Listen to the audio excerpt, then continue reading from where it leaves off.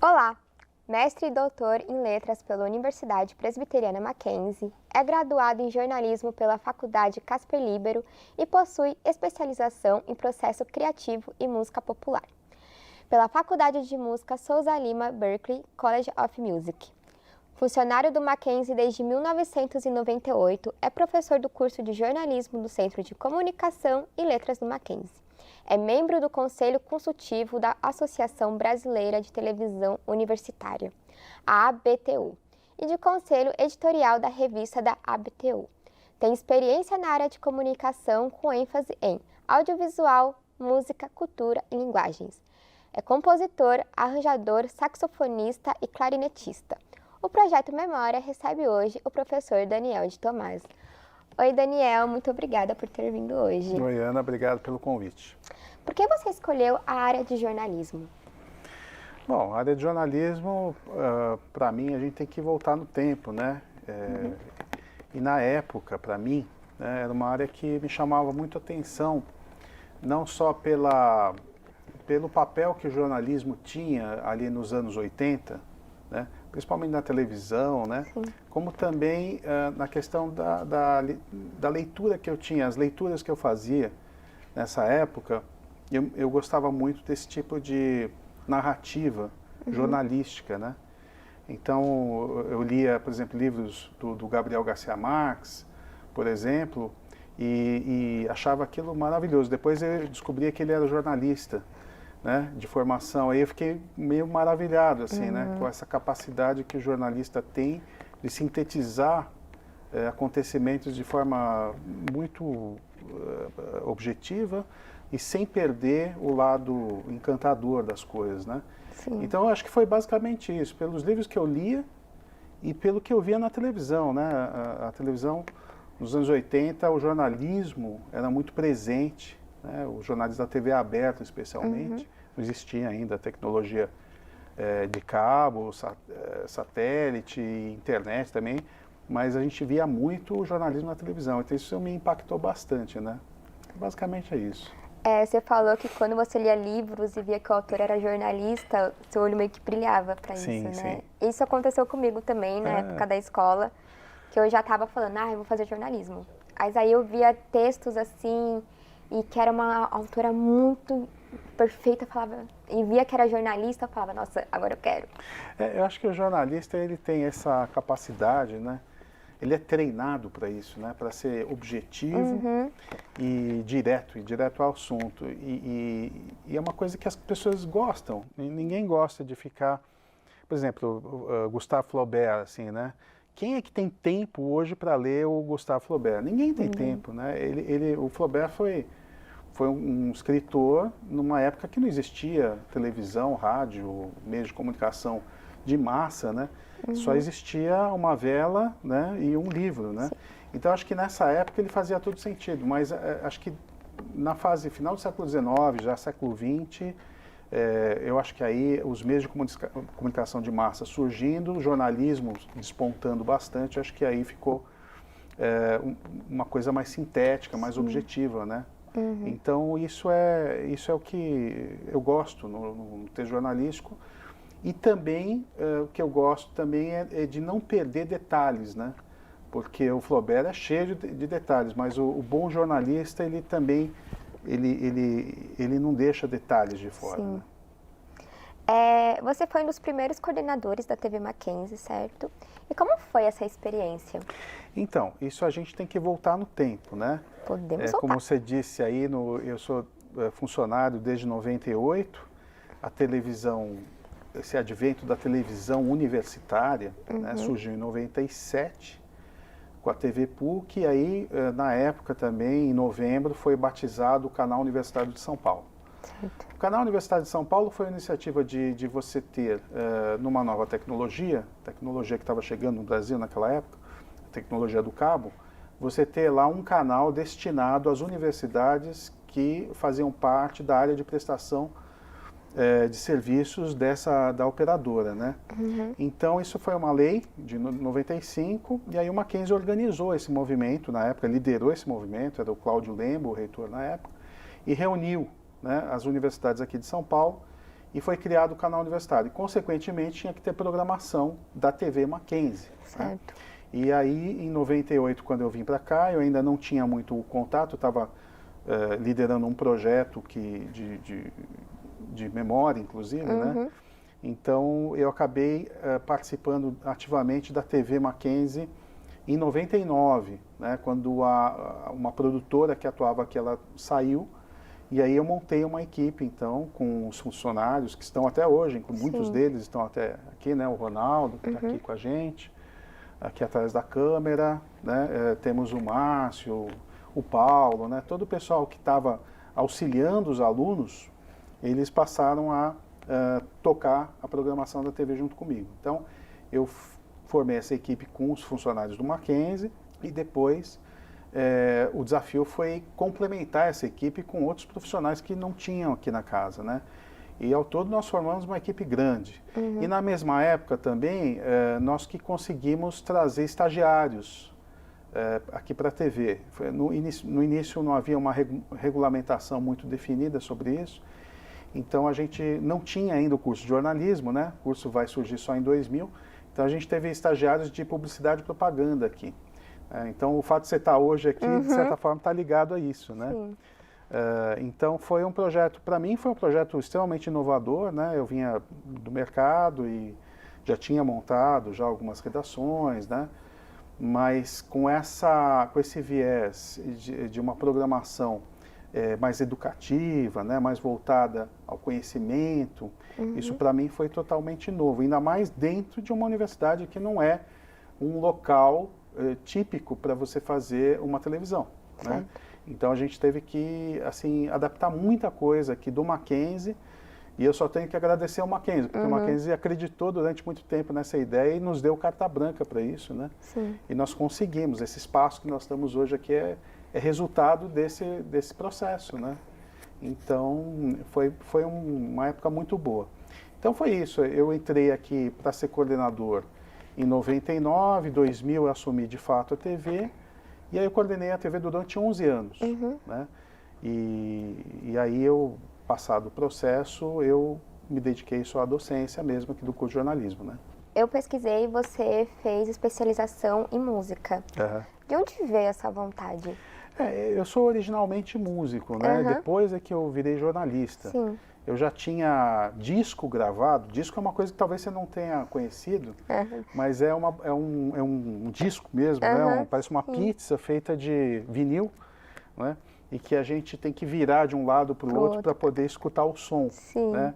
Então, eu tive esse disco gravado em 88, eu tinha uma banda de música independente, então eu já tinha esse trabalho em 88, eu entrei na faculdade em 91, 92, aliás. Então eu já era músico, então eu sempre mantive essas duas carreiras em paralelo, né? Eu ainda tenho um trabalho com música até hoje, mas a partir do momento que eu entrei na faculdade em 92, e esse ano, né, eu estou completando 30 anos, né, dessa profissão, a música sempre ficou um pouquinho em segundo plano, né? Então eu continuo com os meus trabalhos, né? Eu tenho um duo, já tive várias formações, né, musicais. Mas realmente o que ocupa mais o tempo mesmo é o jornalismo, né? A docência, né? Principalmente. Você falou que ainda tem seus trabalhos com a música, mas um dia você já parou para pensar, tipo, eu vou querer trabalhar agora só com música, vou dedicar meu tempo 100% para música? É mais ou menos o meu plano, assim, né? Nos próximos anos, assim, né? Como eu te falei, né? Eu estou desenvolvendo arranjos e composições para um trabalho, possivelmente vai ser um álbum, né? E a minha ideia realmente é dedicar mais tempo para a música no futuro. Vai na linha do que você disse aí. É claro que isso não depende só de mim, né? Depende de uma série de fatores familiares, enfim, conjunturais, né? Mas o sonho é esse. Você, como já foi aluno da instituição, você acha que a faculdade mudou muito? Então, eu não fui um aluno de graduação, né? Eu fui um aluno da pós-graduação. Eu fiz o meu mestrado em 99, Então já faz um bom tempo e depois o doutorado em 2000, eu comecei em 2012 e terminei em 2015. Então, assim, o que eu posso falar é da pós-graduação, né? Sim. Na minha opinião, não houve muita mudança, mas como professor, eu acompanhei mais como professor do que como aluno, né? Sim. Aí eu já posso falar melhor. Agora, do que eu vejo em relação a essa área nossa, né, da comunicação, do jornalismo em geral, é uma constante adaptação, né, da nossa profissão ao cenário econômico e cenário político, principalmente cenário tecnológico, né, que nós estamos vivendo constantemente. Então, a cada 6 meses nós temos sempre uma invenção nova, tecnológica. Eu sou ainda da época das mídias tradicionais, né, rádio, televisão, jornal impresso, imagina, né? Então, a gente tem que estar sempre fazendo essa ligação com o que a gente tem como, os jornalistas têm como princípio, né, e de trabalho, de profissão, com os desafios que vão surgindo, né? Isso é nítido, né? Então, isso eu vejo muito aqui no Mackenzie. O Mackenzie sempre investiu muito em tecnologia, né? Sempre esteve muito atualizado em relação aos equipamentos, né? A gente sempre trabalhou aqui com equipamentos profissionais, né? Então, só que de um tempo para cá, essa velocidade tem aumentado. E, às vezes, eu acho que a universidade precisa correr um pouco atrás para estar ali no mesmo nível, né? Porque realmente não está fácil, assim, né? Principalmente por conta aí de quem está dando as cartas hoje nesse assunto, né? A gente tinha, nos anos 80, 90, você tinha os radiodifusores, que eram os grandes donos da bola, né? Eles é que, assim, mais ou menos estabeleciam ali os padrões. E empresas brasileiras, né? Hoje a gente tem empresas que não são da área de radiodifusão, né? Não são jornalísticas, são empresas de tecnologia, as chamadas Big Techs, né? Microsoft, Apple, enfim, né? Amazon, Facebook, imagina, né? Que estão mais ou menos estabelecendo quais são as regras do jogo, não é? Então, isso é uma coisa extremamente inovadora. E nisso o jornalismo está tentando ali manter o seu princípio, né, de existência. Então, esse eu acho que é o maior desafio assim, que eu vejo, não só no jornalismo, mas eu vejo isso em geral, assim, todas as áreas estão tendo que se adaptar a esse novo paradigma da comunicação. Bom, gente, vamos dar um intervalo por aqui e no próximo bloco a gente vai começar a falar sobre a tecnologia. Na verdade, a gente vai continuar falando sobre a tecnologia.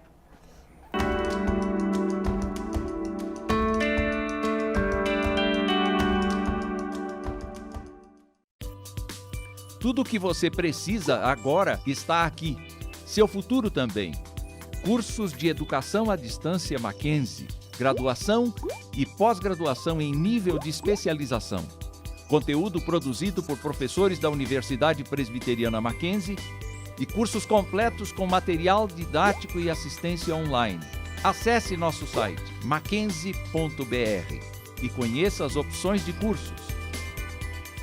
Mackenzie, ainda mais perto de você.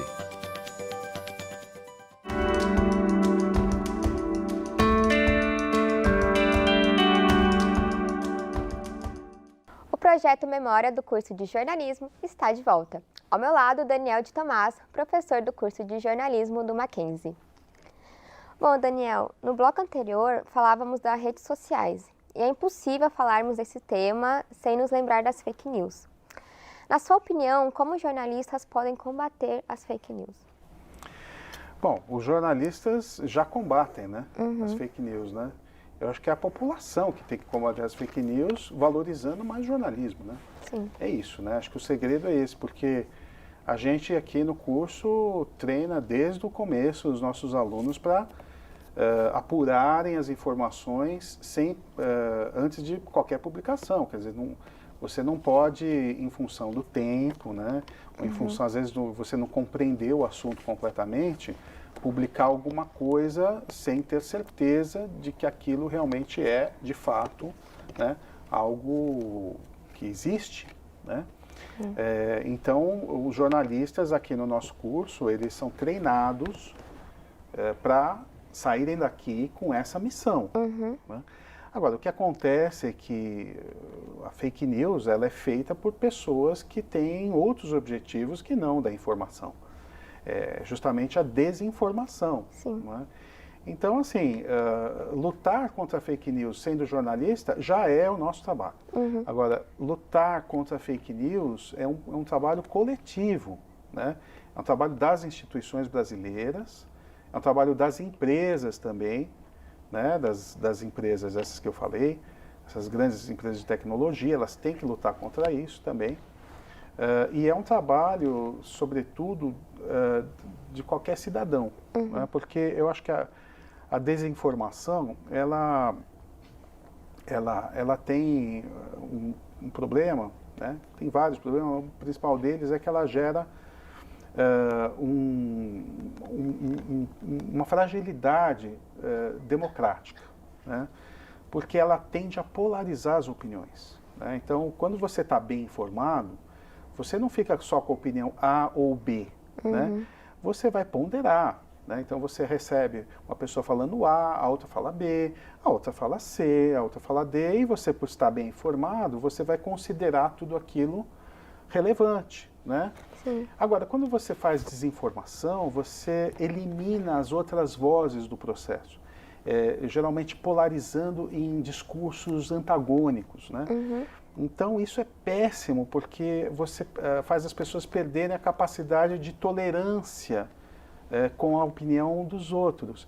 E quando você perde essa capacidade, você está a um passo de regimes totalitários, né, que a gente vê, já existem por aí até hoje, não só, todo mundo fala do nazismo, né, mas o nazismo ainda existe, só que de outras formas, né? Então você acaba não só criando essa fragilidade democrática, de uma forma geral, como também, de alguma forma, incentivando esse tipo de regime totalitário, de achar que só alguns é que sabem as coisas, os outros não sabem, que uns são os escolhidos, os outros não, né? Então, a gente acaba, a desinformação, ela também alimenta discursos de ódio, né? Discursos enfim, né? Homofóbicos, de todas as naturezas possíveis, basicamente sectarismo, tá? Ela faz o sectarismo entre as pessoas, e uma sociedade democrática não pode ser sectária. Como você vê o uso das redes sociais no jornalismo? Olha, eu não dou tanta importância a isso, porque, na verdade, as redes sociais, em parte, elas são causadoras desses problemas que nós estamos vivendo, né?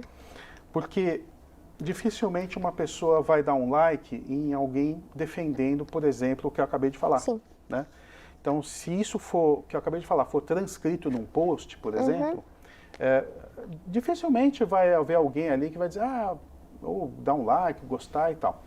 Do contrário, se eu atacar alguém, né, se eu atacar uma pessoa pública, uma pessoa privada, mesmo que eu não tenha provas, aquilo vai gerar, infelizmente, muito mais atenção do que o que eu acabei de falar. E as redes sociais vivem disso, né? Elas vivem de likes, elas vivem dessa audiência em cima de conteúdos bombásticos. Ela não vive em cima do normal, do cotidiano, do que todo mundo faz quando acorda, toma banho, depois toma café. Não, não. Esses lugares, eles são conhecidos por chamar a atenção por aspectos assim extraordinários, bombásticos. Então, eu acho que o jornalismo, o que tem que fazer? Tem que continuar sendo o que sempre foi, independente das redes sociais, né? Acho que as redes sociais, elas podem ajudar muito numa coisa que ela acaba promovendo, né? Que é a desinformação. ela pode ajudar muito como? Moderando, por exemplo, conteúdos que têm suspeitos, né? Isso é fácil, eles têm o algoritmo, eles conseguem mapear isso lá dentro. Eles sabem quando um conteúdo ele tem um potencial de ser alguma coisa nessa linha e favorecer a informação de qualidade aí das agências de checagem, né? Eu acho que o problema que ela causa, ela também pode ajudar a diminuir. Estamos no ano eleitoral em que o jornalismo ele está sendo constantemente atacado e isso pode se intensificar agora, né, com as eleições chegando. E como você acha que o jornalismo ele pode se defender de tudo isso? Olha, eu acho que a única defesa do jornalismo é a verticalização da informação. Quanto mais o jornalismo checar as informações, mais livre ele está dos ataques, porque quem que vai atacar o jornalista que realmente tem ali a prova, né, de tudo aquilo que ele está publicando? Quem que vai atacar uma pessoa assim?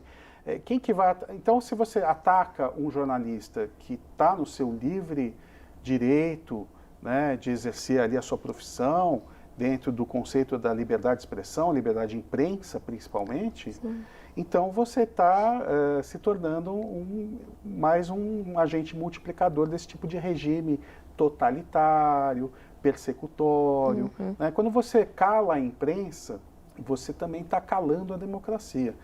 Agora, não vou defender indiscriminadamente todos os veículos jornalísticos, porque realmente alguns foram criados para gerar desinformação.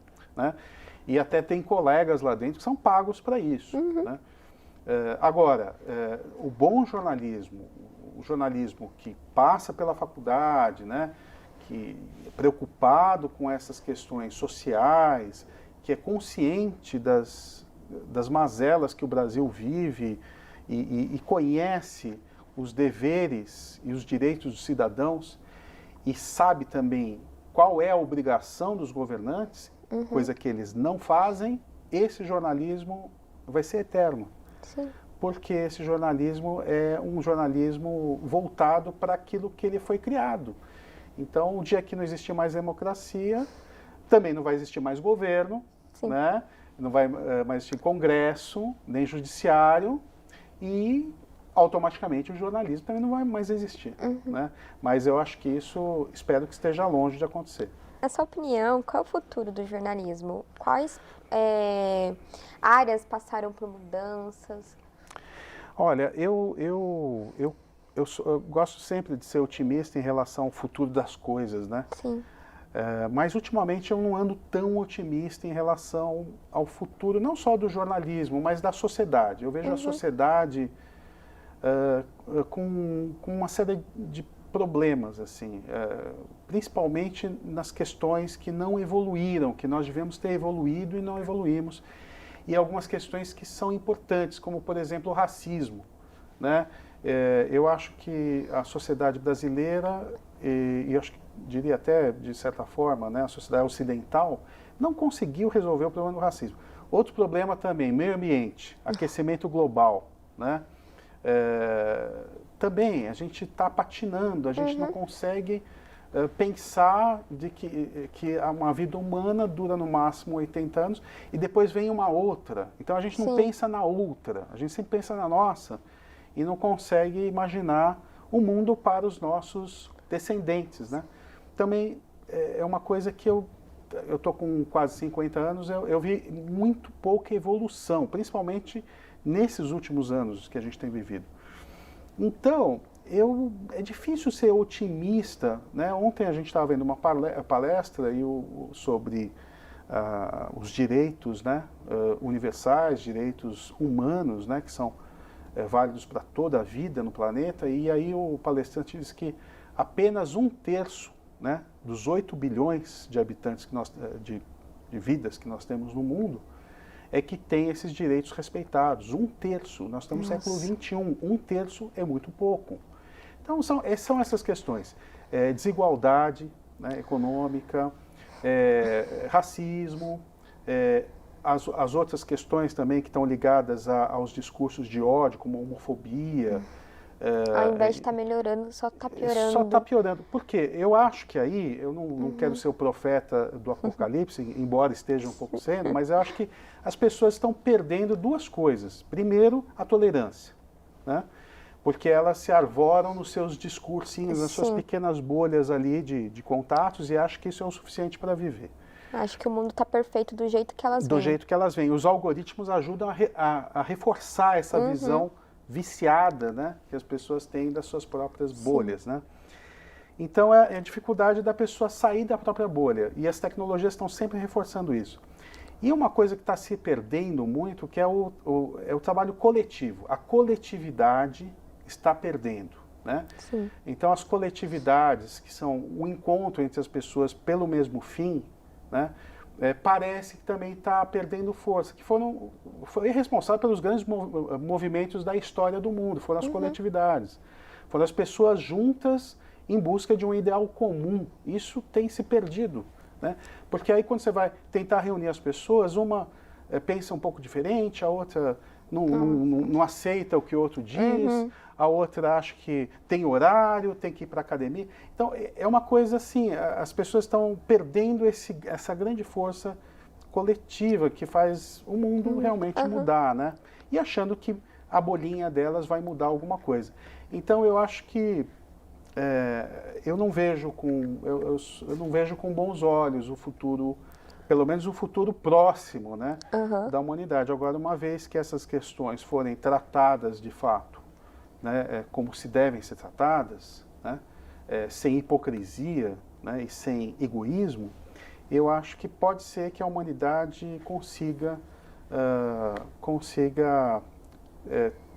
enfim, viver um pouco mais em paz, né, porque é isso que a gente quer, né, um pouco de paz diante de tanta guerra, discussão e separações, né? Às vezes eu paro e falo, gente, eu tô em 2022 e eu fico vendo coisas que eu não acredito. Eu falo, que isso, gente? Como pode? Você imagina, você está com quantos anos? 19. Eu tô com quase 50, né?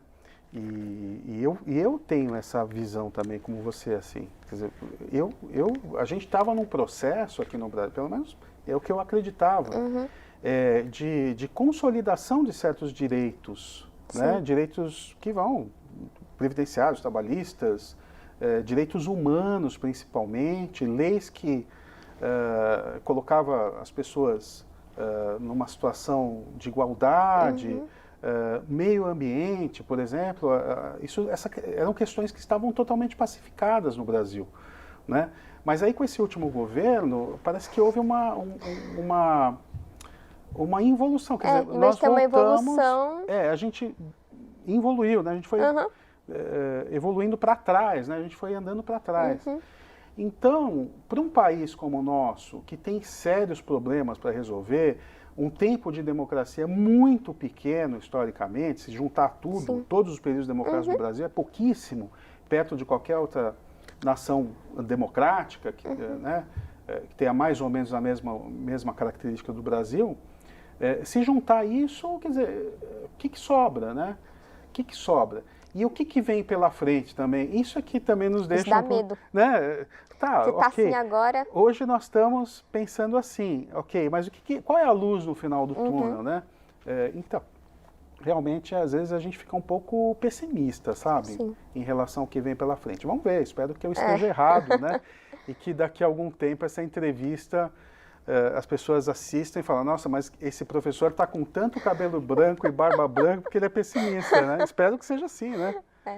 Qual é a importância do curso de jornalismo, em específico do Mackenzie? Você acha que vamos sair daqui, os alunos, conseguindo fazer uma melhora no mundo, mudar a vida das pessoas, trazendo informações de verdade? Ah, com certeza, senão não estaria aqui, né? Todo dia que eu vou dar aula, que eu venho dar aula aqui no Mackenzie, eu não venho dar aula simplesmente porque eu preciso dar aula, mas no fundo eu tenho uma esperança, né? Acho que todos os professores, né, que têm essa preocupação aqui do curso, estão muito sensibilizados com o que a gente está vivendo hoje, têm a mesma opinião, né? Vem para o Mackenzie com a esperança de fazer com que os alunos, junto com os alunos também, né, no processo, Que é uma troca sempre, nunca é de cima para baixo, assim, né? Mas mudar um pouco essa situação, né, que a gente está vivendo. E o curso de jornalismo no Mackenzie, eu comecei a dar aula aqui 10 anos depois que o curso existia, mas eu acompanhei o curso desde o começo. Eu, inclusive, eu anunciava o curso do Mackenzie, de jornalismo do Mackenzie, quando ele nem existia ainda. Era um circuito aqui interno de caixas de alto-falante, eu fazia aqui um boletim noticioso e tal, e eu anunciei, né? Matrículas abertas para o curso de jornalismo, eu anunciei. Então eu acompanhei. E o curso de jornalismo Mackenzie sempre teve essa preocupação em fazer essa formação do aluno integral, né? Integral, quer dizer, não apenas um técnico, alguém bom disso, ou bom de escrever, ou bom de operar câmera, mas alguém que é um cidadão que é atuante, que ele é um agente ativo do mundo, ele está preocupado com as questões que ele vive. Né? Todos os professores têm essa preocupação aqui. Então, quando eu venho para cá, acho que todos vêm para cá com essa missão, de que quando os alunos estejam atuando no mercado, eles se lembrem um pouco do que eles passaram por aqui e tentem assim, usar um pouquinho só, né, dessa preocupação no dia a dia deles para tentar reverter um pouco o processo, porque eu vejo o jornalismo como uma arma poderosa, né, que é a informação de qualidade, e na manutenção do processo democrático. Né? Então, eu, assim como vários colegas aqui no Mackenzie, estão imbuídos disso. Né? A gente só está aqui porque existe democracia. Se não existisse, não existiria o curso de jornalismo. Né? Então, o curso de jornalismo do Mackenzie tem essa preocupação na formação integral, o senso crítico, né, do aluno e, claro, obviamente, todo o treinamento, né, nas linguagens, tanto as linguagens tradicionais, como essa aqui, né, que a gente está usando, como as novas linguagens multimídia que estão acontecendo por aí.